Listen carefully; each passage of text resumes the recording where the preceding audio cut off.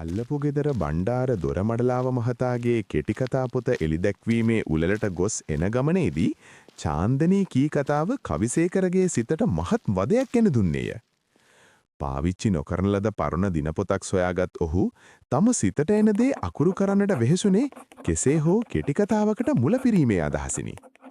මේ වන විට දිගට හරහට ඉරියැඳ කපා දැමූ පිටු ගණන කොතෙක්දයි ඔහුම නොදනී.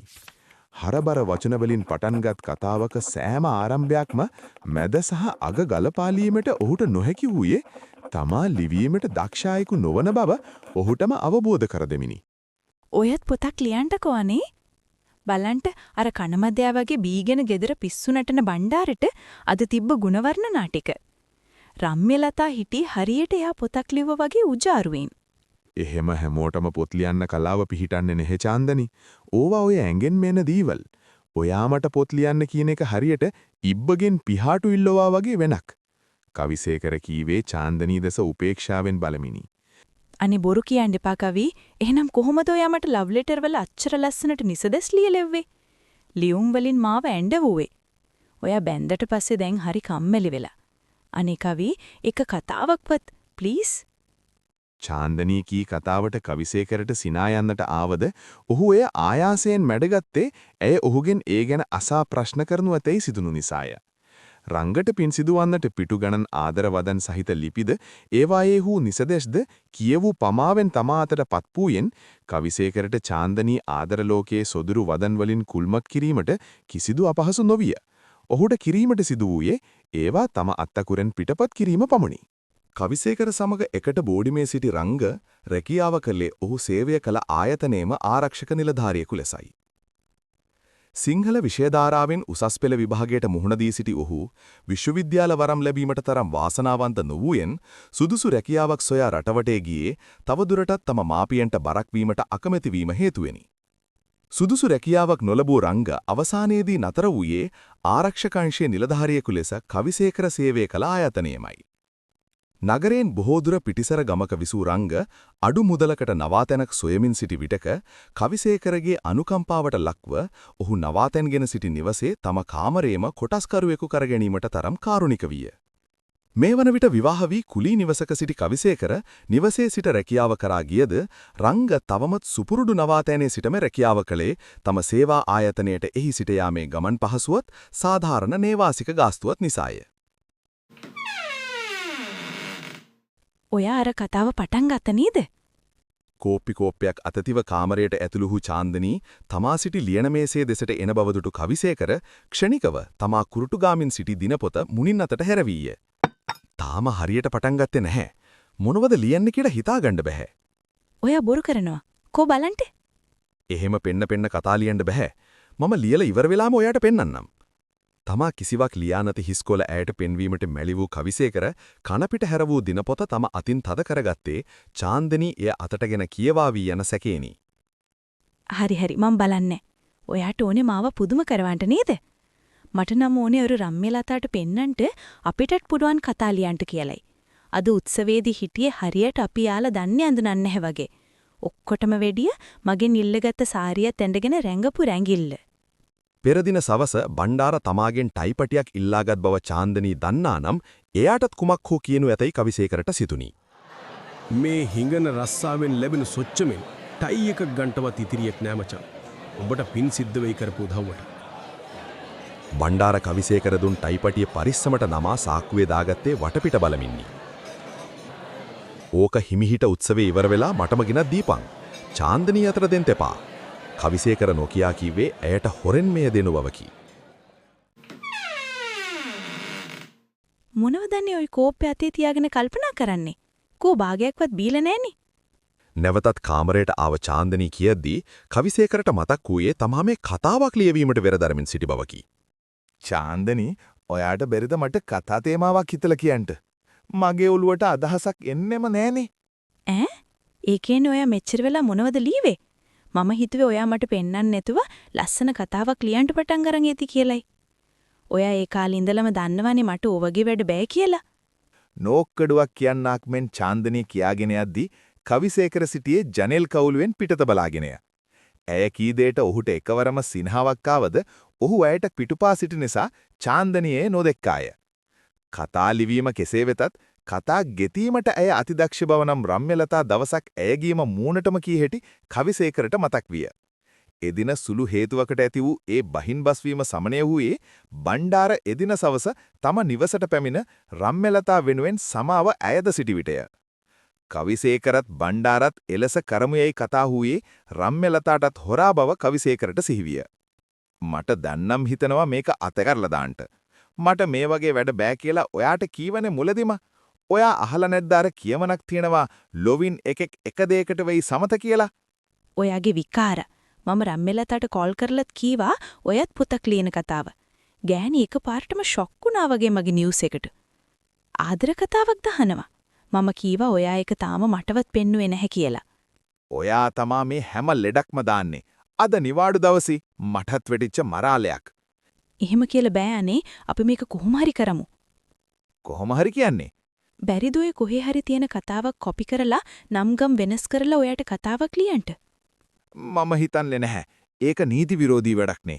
අනික ඔයාට ඕන පොතක් පබ්ලිෂ් කරන්නනේ. එහෙම කරොත් කොහෙන් හරි අහුවෙයි. අන්තිමට මට තමා ලැජ්ජාව. අනේ ප්ලීස් කවි මොනවා හරි කරන්න. ඔයා දන්න කවුරු හරි නැද්ද ඔය කතා කවි එහෙම ලියන? මම කීවේ කුලියට ලියන. ඒක මොන ලැජ්ජ නැති වැඩක්ද? කවිසේකර කියවුනද ක්ෂණිකවම ඔහුට සිහි වූයේ රංගලවා තමා ආදර හසුන නිසදෙස් කවි ලියවාගත්තේ එලෙස නොවේද බවය. ඒත් ඒ පෞද්ගලික අරමුණක් වෙනුවෙන් බව සිතා තම සිත හදාගන්නට වෑයාම් කළේය. දැන් ඉතින් එහෙම නොකර හිටියට තමයි ලැජ්ජ වෙන්න වෙන්නේ. අනේ කවි ඔයා මේක නොකර හිටියොත් මම කොහොමද අර ගෑනිට මූණ දෙන්නේ?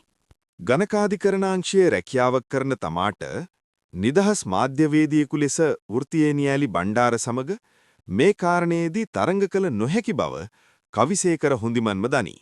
ප්‍රාදේශීය පුවත් සපයන්නෙකු ලෙස මෙතෙක් කලක් ලක් උරුමය සතියග පුවත්පතට සේවය කළ ඔහු කෙටිකතා ලිවීමට යොමු වූයේ ළඟකදී බව බණ්ඩාරම කවිසේකරට කියා තිබුණේ යහළුවෙකුගේ මත්පැන් සාදයකදීය.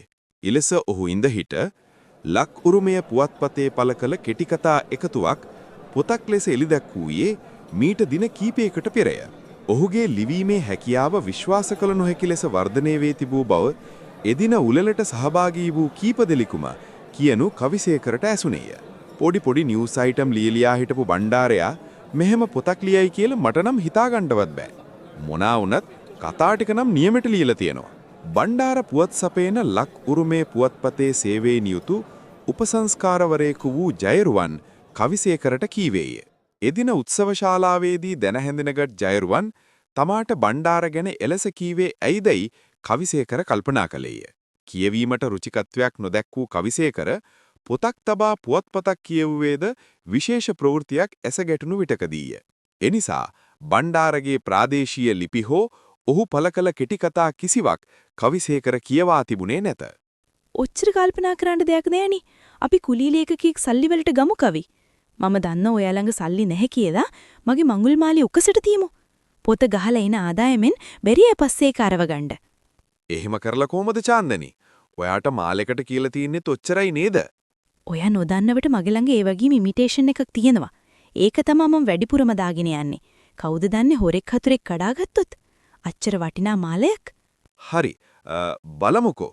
රංග ගැන සිතාගෙන කවිසේකර කීවේ බලාපොරොත්තු සහගතවය. රංග ගැන චාන්දනීට නොකියා සිටීමට ඔහු පරිස්සම් වූයේ තමාගේ ආදර හසුණු හුටපටේට රංග සම්බන්ධ නිසාය. බලමු නෙවෙයි. එහෙම කරන්නම් කියන්න කවි. ඔයානේ ඉතින් මගේ හැමදාම ගැලවුම් කාර්යය. හැම දෙයක්ම නූල් බෝලයක් ලෙස පටලවාගත් කල තමා සොයා යන චාන්දනීගේ සුපුරුදු බැගෑපත් වීම කවිසේකරට නම් අරුමයක් නොවිය. කාර්යාලයේදී කතා කිරීමට සුදුසු මාතෘකාවක් නොවූ හේයින් මෙය නිදහසේ කතා කරගත යුතු දෙයක් වූ නිසා කවිසේකර එදින සවසම රංග සොයා ඔහුගේ බෝඩිමට ගියේ කෙසේ හෝ ඔහු තමාගේ යෝජනාවට කැමති කර ගැනීමේ අදහසිනි. හෙලෝ සේකර මහත්තයා. මොකෝ මේ පැත්තේ? රංග හම්බ වෙන්නමයි ආවේ. ලොකු උදව්වක් ඉල්ලගෙන ආවේ. ඕන දෙයක් කියන්න මහත්තයා. ඔය මහත්තයා මට කරලා තියෙන උදව්වලට මගේ පණ උනත් දෙන්න. ඇතුළට ගිහින් කතා කරමුද? වටපිට බැලූ කවිසේකර කියද්දි රංගට සිතුනේ කවිසේකරට යම්කිසි රහසිගත දෙයක් තමා සමග කතා කිරීමට ඇති බවකි. යමු මහත්තයා. රංග ඉස්සර වූයෙන් ඔහු පසුපස වැටුණු කවිසේකරට මීට පෙර තමා නවතී සිටි මේ ගොඩනැගිල්ලේ කිසිදු නවීකරණයක් සිදු වී නොමැති බව දුටුවේය. රංග, ඇයි අලුත් තැනක් හොයාගෙන ගියේ නැත්තේ? මෙතන දැන් හරියට ජරාවාසවල නේද? ඔහු මහත්තයා. ගෙවල් අයිතිකාරයා වෙලාවට කුලිය නම් ගන්නවා. අනික ලොකු කුලියක් ගෙවන්න තරම් ඉතිරියක් මාසේ අන්තිමට ඉතිරි වෙන්නේ නැති එකේ මෙතන මට හොඳයි කියලා හිතුණා. ඒකනම් ඇත්ත. මමත් මාස රෝල් කරගන්නේ අමාරුවෙන් තමා. ඒක නෙවෙයි සේකර මහත්තයා. මොකද්ද මගෙන් වෙන්න ඕන උදව්ව? කවිසේකර තමා මුහුණ දී සිටින ප්‍රශ්නය රංගට විස්තර කරද්දී මුලින්ම ඔහුට උපහාසාත්මක සිනහවක් මුවගට ආවද පසුව කවිසේකර වැටී සිටි ප්‍රශ්නය ටිකෙන් ටික අවබෝධ කරගත්තේය. මට පොත් ලියන්න ඕන නෑ රංගමලයෝ. මගේ නෝන දාගත්ත ප්‍රශ්නයෙන් ගැලවෙන්නයි ඕන. පුළුවන් නම් මට කෙටි කතාවක් ලියලා දෙන්නකෝ. ලියලා දෙන්න නම් බැරි කමක් නෑ සේකර අයියේ. ඒකෙන් ඔයාගේ ප්‍රශ්නේ විසඳෙයිද? මලයෝ, ඔයා ඒ දවස්වල කරපු උදව් නිසා තමා අපි දෙන්න එක වහලක් යටට ආවේ. දැන් ඉතින් මේක නොකෙඩී ගෙනියන්නත් ඔයාගේ උදව්ම තමා ඕන වෙන්නේ. කවිසේකර විහිළුවට මෙන් කීවේ රංගගේ උර හිසට ටට්ටු කරමිනි. රංග සිටියේ බර කල්පනාවක බව දුටු කවිසේකර සිතුවේ තමා නොමිලේම ඔහුගෙන් මෙම උදව්ව ලබා ගැනීමට පෙමිණී ඇති බවකි. මම සාධාරණ ගාණක් දෙන්නම් මල්ලි කරන සේවයට. ඒත් ඔයා වරදවා හිටන්ට එපා මම ඔයාව කුලී ලේඛකයෙක් ගානට දාන්න හදනවා කියලා. නෑ සේකර අයියේ. මම ඔයා දන්නේ මම රස්සාවට ආව කාලේ ඉඳලා. මට දුන්න උදව් කවදාවත් අමතක කරන්න බෑ. එහෙව් එකේ මට සල්ලි ගන්න බෑනේ. මම හිතුවේ වෙන කාරණයක්. ඒ මොකද්ද මල්ලි? සේකර අයියේ මේක කාටවත් කියන්න එපා. විශ්වාස කරලයි කියන්නේ. කියන්න මල්ලි. ඔයාට මගේ ඉල්ලීමේ ප්‍රශ්නයක් නම් මේක අමතක කරලා දාමු. නෑ අයියේ. ඔය බණ්ඩාර දොරමඩලාව මහත්තයාගේ මුළු කතා පොතම ලීවේ මම. එයා ඒකට මට හොඳට ගෙවන්නම් කීව පොත විකුණුනහම. ඇඩ්වාන්ස් එකක් ලැබුණා. අනික් මුදල් නම් තාම ලැබුණේ නැහැ. රංග කියූ දේ කවිසේකරට අදහා ගන්න නොහැකි විය. ඔහු පුදුමෙන් රංග දෙස බලා සිටියේය. එදා කෙටි කතා පොත දොරට වැඩීමේ උලහේදී බණ්ඩාරගේ මිතුරෙකු තමාට කියූ දේ සිහිනෙන් නැසෙන්නක් මෙන් කවිසේකරට දෙනෙන්නට විය. සේකර අයියා ඒ ගැන එච්චර හිතන්න එපා. මම කාලෙක ඉඳලා ලියපු කෙටි කතා ගොඩක් මා ළඟ තියෙනවා. තව නව කතාවකුත් තියෙනවා. එක එක්කෙනාගේ කීමට අච්චු කන්තෝරු කීයකට නම් ගියාද? පත්තර කීයකට නම් තැපැල් කරාද? ඒ කිසිව කෙනෙක් මගේ කතාවලට සාධාරණයක් කරේ නැහැ. රංග කීවේ යම් කලකිරීමක් සිත තුළ තැද කරගන්න බව කවිසේකරට තේරුම් ගියේය. මල්ලිට මෙහෙම අසාධාරණයක් වෙලා තියෙද්දි මමත් අද ඇවිල්ලා කරේ ඊට නොදෙවෙනි දෙයක් නේද? අනේ රංග මල්ලියේ මට සමාවෙන්න. පිස්සුද අයියේ. මම ඒව එච්චර හිතන්නේ. අනික මම මේව ලියන්නේ මගේ ආත්ම තෘප්තියක් වෙනුවෙන්. අනික මගේ කතා ටිකක් වෙන කෙනෙකුගේ නමින් හරි පොතක් විදියට එල්ලි දැක්ක කියලා ආරංචි වෙලා එදා මම ගොඩක් සතුටු වුණා. ආර්ථික අමාරුකම් තිබ්බ මට ඒකෙන් සහනයක්ත් ලැබුණා. කොහොම වුණත් මට නම් දැන් ඔයාගෙන් මේ උදව්ව ඉල්ලන්නටම බෑ. මගේ හිතට හරි නෑ. හරි අයියේ. අපි මෙහෙම වැඩක් කරමු. ඔයා කතාවක් ලියන්න. මම උදව් කරන්නම්. ඔයාගේ මේ අත්දැකීම ඒකට පාදක කරගන්න පුළුවන්නේ. ඒ කීවේ රංගමලයෝ? මනකල්පිත චරිත ටිකක් දාලා ඔයාගේ මේ කතාව ලියන්න. මට හිතෙනවා ඒක හොඳ කතාවක් වෙයි කියලා.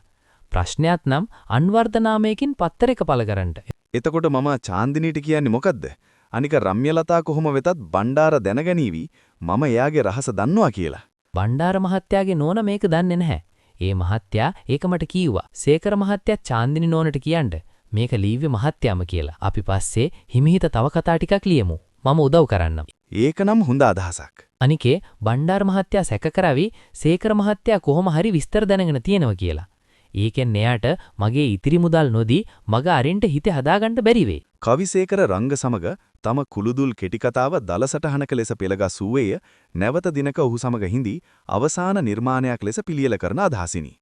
ඉන්පසු රංගට සමුදුන් කවිසේකර තම නිවස බලා ගියේය රංගවැනි සැගවුණු කලාකරුවන් කොතරම් මෙලව ඇතිදයි සිතිමින්. චාන්දිනීට මෙන්ම තමාටත් අද දින සුවසේ නින්දක් යනු ඇතයි කවිසේකරට සිතුනේ ඇය පහුගිය දින කිහිපයේදීම තමා සමග කංකිදිරියක ලෙස කියූ දේවල් සිහිවීමිනි.